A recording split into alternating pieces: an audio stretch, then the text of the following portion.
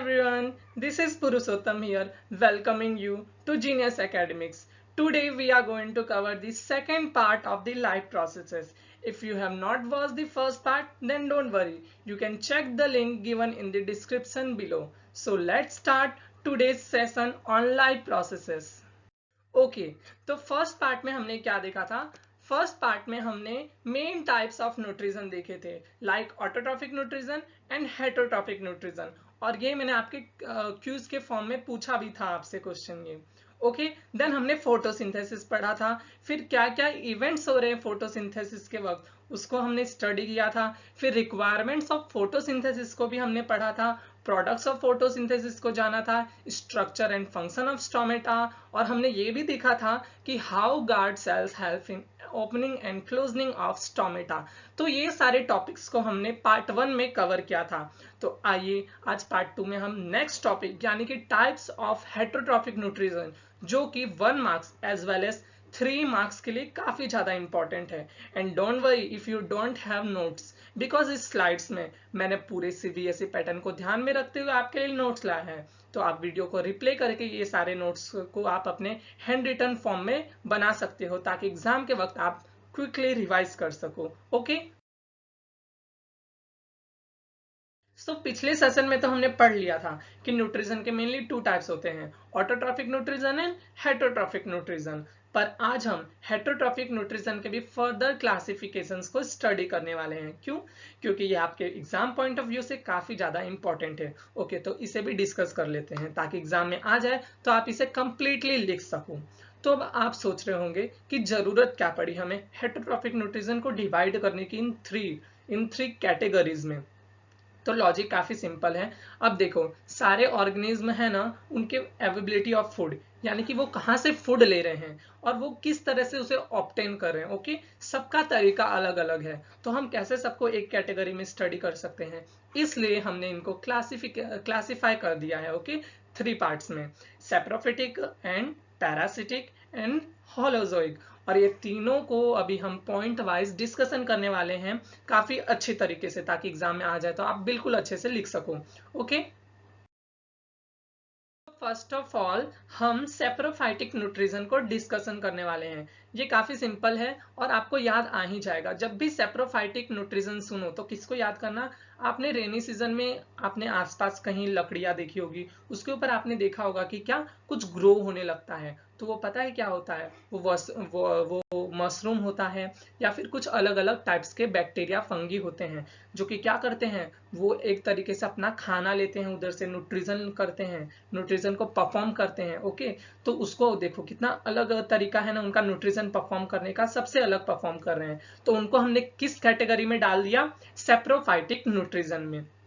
समझ में आ गया? अब बस इसको लिख देना है। कैसे लिखना है, organism take nutrients from dead and decaying organic material, मतलब कि जो भी मर चुका है या फिर जो सड़ने लगा है, मर चुका है और सड़ने लगा है, तो उस पर ये क्या कर जाते हैं, ग्रो कर जाते हैं। फिर वही सड़ते हुए ऑब्जेक्ट से वो क्या करते हैं, अपना खाना लेने लग जाते हैं, और इस तरीके से ये अपना न्यूट्रिशन को परफॉर्म करते हैं। ओके तो फर्स्ट पॉइंट आप लिख ही दोगे। ओके बहुत काफी सिंपल है। Second, they digest food outside the body and then absorb it. देखो हमारा फूड कहाँ डाइजेस्ट होता है, हमारे बॉडी के अंदर। पर इन लोग की क्या खास बात है, इनका फूड डाइजेस्ट होता है उनके बॉडी के बाहर ही। पता है ये केमिकल एंजाइम्स को रिलीज कर देते हैं बाहर। जैसे मान लो लकड़ी सड़ रहा है तो उसके ऊपर वो क्या करेंगे, एंजाइम्स को रिलीज करेंगे, बाद में उसको ही वो क्या कर लेंगे, एब्जॉर्ब कर लेंगे। तो ऐसे क्या हुआ कि उनका खाना जो डाइजेस्ट है वो बाहर ही हो गया। तो ये भी काफी इंटरेस्टिंग पॉइंट है, आपको याद आ ही जाएगा। तो सेकंड पॉइंट ये जरूर लिख देना, काफी इजी है। और थर्ड आप एग्जाम्पल लिख देना, मशरूम लिख सकते हो, और ये किसमें हम ले लेते हैं, बैक्टीरिया एंड फंगी। ओके तो ये एग्जाम्पल आप जरूर ही मेंशन करना। ओके अब हमारा नेक्स्ट टाइप आता है पैरासिटिक न्यूट्रिशन। तो ये भी काफी सिंपल है। आपका कभी लाइफ में मॉस्किटो से सामना तो हुआ ही होगा। बस वो क्या परफॉर्म करता है, पैरासिटिक न्यूट्रिशन को वो परफॉर्म करता है। तो वो क्या करते हैं, ऐसे ऑर्गेनिज्म वो कभी खुद का खाना नहीं बनाते, वो क्या करते हैं, बहुत ही चालाक होते हैं। कोई जो दूसरा होता है ना, उसके ही न्यूट्रिएंट्स को ये क्या कर लेते हैं, एब्जॉर्ब कर लेते हैं, और सामने वाले को जल्दी पता भी नहीं चलता। सिंपल किसको याद करना है इसके वक्त, पैरासिटिक न्यूट्रिशन के वक्त आप किसको याद करना, मॉस्किटो को। मॉस्किटो क्या करते हैं, वो हमारे बॉडी पे बैठ जाते हैं और जो हमने इतना मतलब कि मेहनत से खाया होता है और उसको हमारी बॉडी एब्जॉर्ब करती है, जो हमारे ब्लड में न्यूट्रिएंट जाते हैं वो क्या कर लेते हैं, मॉस्किटो चुरा लेते हैं। मतलब कि वो बिना हमें मारे आराम से बैठ जाएंगे और उधर से वो क्या कर लेंगे, अपना न्यूट्रिएंट्स ले लेंगे और इस तरीके से अपना न्यूट्रिशन परफॉर्म कर लेते हैं और इससे इनको खुद का खाना बनाने की जरूरत नहीं पड़ती, खुद इनको कुछ ज्यादा मेहनत करना नहीं पड़ता। ये क्या करते हैं, सिंपली वो क्या कर लेते हैं, दूसरे का न्यूट्रिएंट्स ले लेते हैं। तो सिंपली आप किसको, मॉस्किटो को याद रखना। और जुओं को जानते हो, जो बालों में होते हैं, आपके नहीं है तो अच्छी बात है, बट जो वो होते हैं वो भी क्या होते हैं, पैरासिटिक होते हैं। कैसे पैरासिटिक होते हैं, वो हमारे बालों में होते हैं। ओके, तो वो क्या करते हैं, हमारे जो स्कल होती है उससे वो क्या करती हैं, जो ब्लड होता है उसको वो एब्जॉर्ब करती है।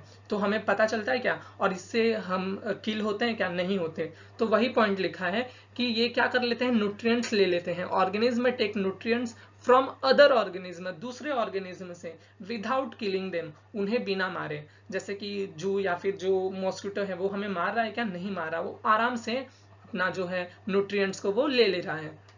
अब सेकेंड पॉइंट क्या लिखना है, ये काफी छोटा सा पॉइंट है। Organism from which parasitic obtain food is called host. मतलब कि अब मान लो मॉस्किटो हमसे क्या कर रहा है, अपना न्यूट्रिएंट्स ले रहा है, तो पैरासिटिक के लिए हम क्या हो गए, जो वो मॉस्किटो है उसके लिए हम क्या हो गए, हम होस्ट हो गए।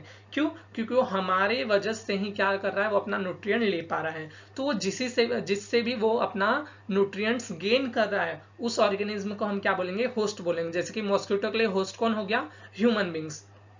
अब एग्जाम्पल में आप याद रख सकते हो, बैक्टीरिया होस्ट होते हैं, ये पैरासाइट्स होते हैं, और फंगी भी होते हैं, और कुछ प्लांट्स भी होते हैं जैसे कि कसकुटा, जिसको हम हिंदी में क्या बोलते हैं, अमरबेल। ओके, आपने सुना ही होगा, अमरबेल बोलते हैं।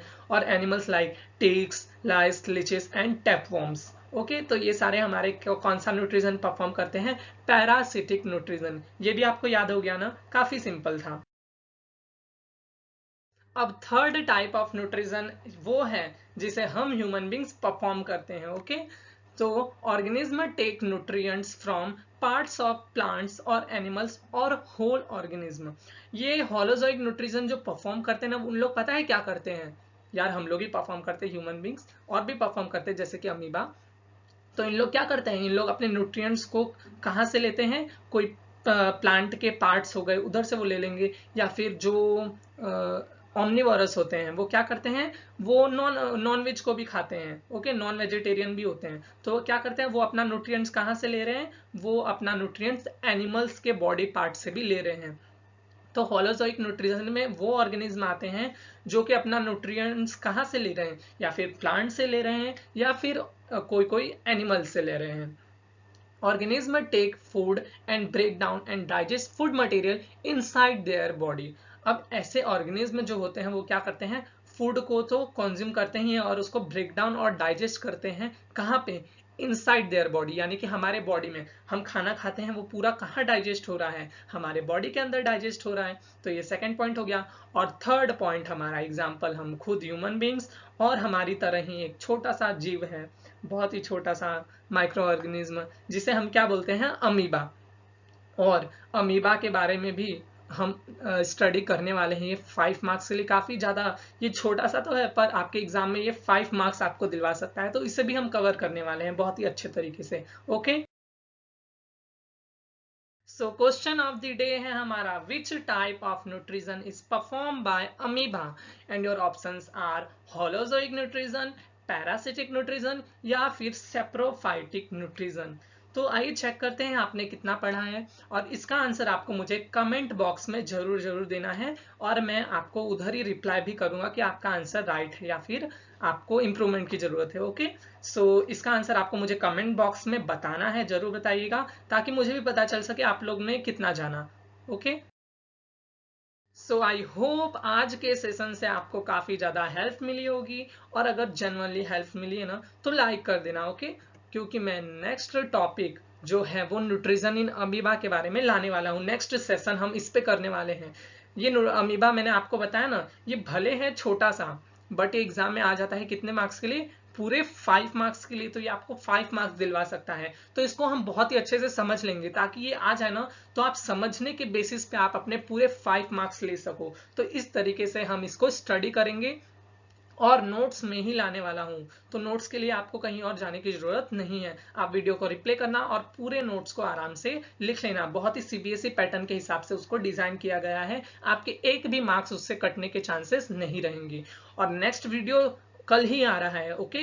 तो इसके लिए आप क्या कर लो, बेल आइकन को प्रेस कर लो, ताकि जब भी वो वीडियो आ जाए तो आपको तुरंत नोटिफिकेशन मिल जाए और ये आपने 5 मार्क्स अपने पक्के कर सको, okay. So thank you for watching this session, meet you in the next session for very important, it's very important and for 5 marks. Bye bye.